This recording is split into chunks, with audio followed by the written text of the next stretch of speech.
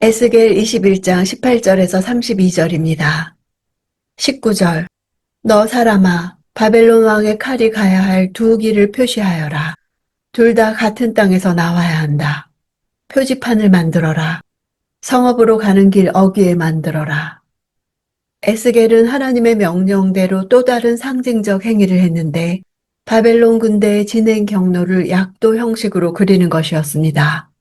당시 바벨론에서 유다와 암몬으로 가는 길은 한 길이었으며 거의 그 두 나라 가까이에 와서 두 길로 갈라졌습니다. 아람 쪽의 림나 남쪽에서 남서쪽으로 내려가면 유다와 예루살렘으로 갈 수 있었고 남동쪽으로 내려가면 암몬의 수도인 라빠로 갈 수 있었습니다. 암몬은 유다와 더불어 바벨론에 반역할 음모를 꾸몄고 느부갓네살 왕은 그 음모에 대한 응징을 계획했고 림나까지 이르러 예루살렘을 먼저 공격하기로 결정했습니다. 21절. 바벨론 왕이 점을 치기 위해 두 길의 어귀에 서서 화살통의 화살들을 흔들고 우상들에게 묻고 희생제물의 간의 모양을 살펴볼 것이다. 바벨론 왕은 예루살렘과 암몬으로 갈라지는 갈림길에서 세 가지 미신적 방법을 통해 공격로를 결정하려 했습니다. 이는 고대 근동의 일반적 관습으로서 신들의 도움을 받아 전쟁하기 위한 행동이었습니다. 화살점은 화살 표면에 결정해야 할 이름들을 각각 기록해 넣은 다음 통에 넣고 흔든 후 공중에 뿌려 가장 먼저 땅에 떨어지는 화살을 뽑아 그 위에 적힌 이름을 결정하는 방식입니다. 여기서 우상들은 드라빔입니다. 자기 가문 신들입니다. 이렇게 자기 가문 신들, 즉 드라빔에게 묻기도 했습니다. 바벨론의 간점은 간의 오른쪽 부위에 보이는 현상은 기란 징조이고 간의 왼쪽 부위에 보이는 현상은 흉한 징조였습니다. 예루살렘과 관련해 간의 오른쪽에 징조가 나타났기에 곧 예루살렘의 선택이 신의 결정인 것입니다. 고대 근동 사람들에게 간은 생명이 자리 잡은 곳으로 간주되었기에 간점은 바벨론에서 가장 권위를 인정받는 점술이었습니다. 23절. 그들에게 맹세한 사람들 눈에는 틀린 점괘 같아 보이겠지만 그 점괘는 예루살렘 사람들의 죄를 상기시킬 것이다. 예루살렘 사람들은 포로로 잡혀갈 것이다. 여기서 맹세는 시드기야가 바벨론으로 소환되어 바벨론에 반역을 하지 않고 끝까지 충성을 지키겠다고 다짐한 맹세를 말합니다. 림나에서 느부갓네살 왕이 점을 쳐서 공격로를 예루살렘 방향으로 정했다는 소식을 들은 예루살렘 왕실의 고관들은 그 점술이 틀린 것으로 생각하지만 그들의 예측이 빗나가고 말 것을 예언합니다. 여호와는 바벨론에서 통용되는 수단을 활용해서 당신 의지를 전달하셨으나 예루살렘 사람들은 바벨론 왕의 결정을 거짓 예언으로 간주합니다. 맹목적인 성전 신앙은 자신들의 범죄로 인해 더 이상 여호와의 보호를 받지 못하고 오히려 심판의 대상이 되었다는 하나님의 경고를 무시했습니다. 이들이 붙들었던 성전 지상주의야말로 그들 스스로를 파멸시키는 위험한 미신이었습니다. 예루살렘의 죄는 느부갓네살 자신에 대한 충성 맹세를 어기고 반란을 꾀한 것을 말합니다. 24절. 그러므로 나 주 여호와가 이렇게 말한다. 너희가 너희의 죄를 상기시키고 너희의 범죄를 드러나게 하고 너희의 모든 행위에서 죄가 나타났기 때문에 그리고 너희가 기억됐기 때문에 너희가 적의 손에 붙잡힐 것이다. 하나님은 이스라엘이 여호와 앞에 오랫동안 저질러온 죄악을 상기케 함으로써 그들이 심판을 받기에 마땅한 자들이라는 사실을 확인합니다. 드러나다 하는 단어는 옷을 모두 벗는다는 뜻입니다. 이스라엘 자손의 모든 죄악들이 완전히 발가벗겨져 그 치부를 드러낸다는 뜻입니다. 이스라엘 백성은 숨길 수 없고 돌이킬 수도 없는 죄악을 명백하게 기억하게 될 것이며 그에 상응하는 판결을 심판의 대리자인 바벨론 왕에 의해 처단될 것입니다. 27절. 폐허로다, 폐허로다. 내가 그것을 폐허가 되게 할 것이다. 이것은 이전과 같지 않을 것이다. 그러다가 그 권리를 가진 사람이 나타나면 내가 그에게 그것을 줄 것이다.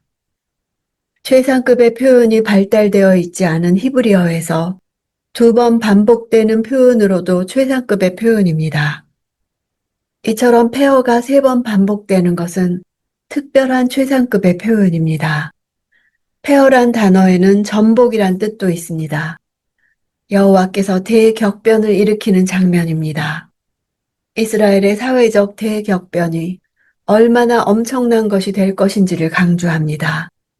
그 권리를 가진 사람은 가까이는 바벨론 왕을 가리키고 궁극적으로는 참된 이스라엘의 왕이신 메시아를 가리킵니다.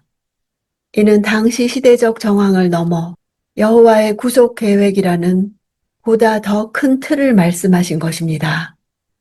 비록 외적인 왕권과 제사장권은 예루살렘이 함락됨으로 인한 사회적 대격변이 일어난 후 오랫동안 중단되기도 했지만 정하신 때가 이르면 하나님께서는 그 나라와 영광과 권세를 이스라엘의 영원한 왕이신 메시아에게 주실 것입니다.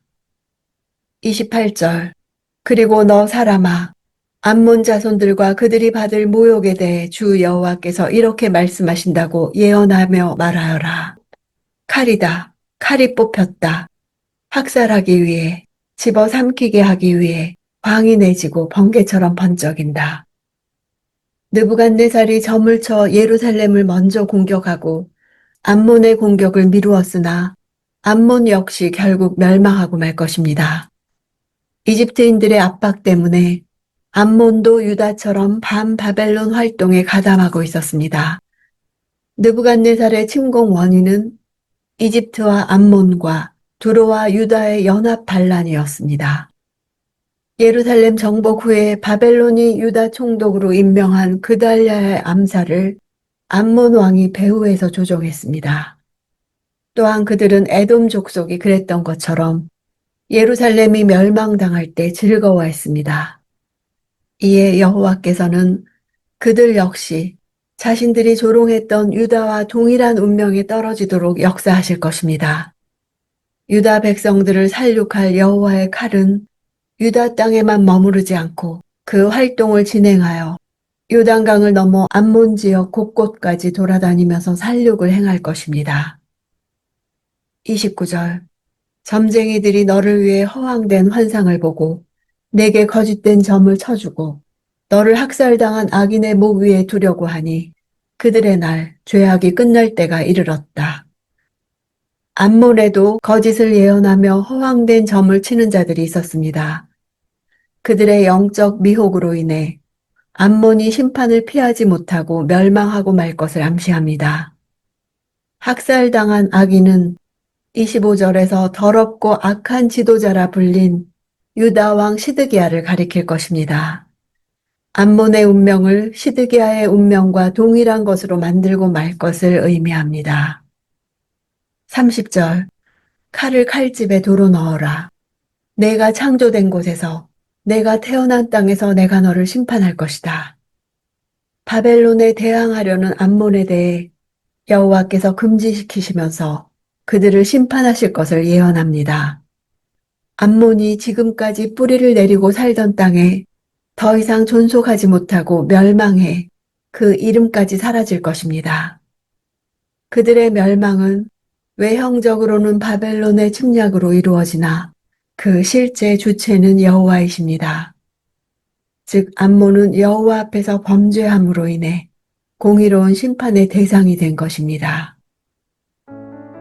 에스겔에게 확고한 것은 바벨론 왕의 결정 뒤에 숨어있는 여호와의 뜻을 이스라엘 백성들에게 알리는 것이었습니다. 하나님은 내가 심판받기 전에 내 죄가 드러나 회개하기를 원하십니다. 내 죄로 인해 허리가 끊어지듯 쓰라린 마음으로 애통해하기를 원하십니다. 나의 삶을 내가 주도했던 왕좌를 비우고 왕관을 벗어버리길 원하십니다. 높은 자리에서 내려와 낮아지기를 원하십니다. 마땅히 왕이신 권리를 가진 예수님을 왕으로 인정하고 다스림 받기를 원하십니다. 심판의 이야기 속에 우리는 두려울 수 있습니다. 그러나 주님이 오시는 과정입니다. 하나님은 나를 망하게 하시려는 것이 아니라 살리려는 것입니다.